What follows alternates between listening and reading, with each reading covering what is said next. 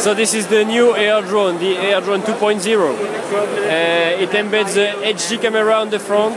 It's 720p resolution. And we got two new sensors inside.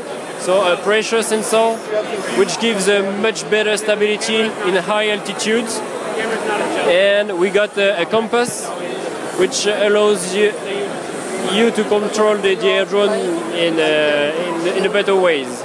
So we have developed the absolute control mode, especially for beginners, so it's much easier for everybody to pilot it. What is new as well is that you can record the videos and you can take pictures in HD.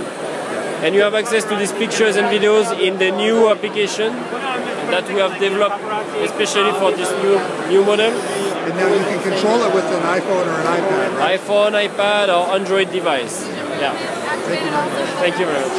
Thank you very much.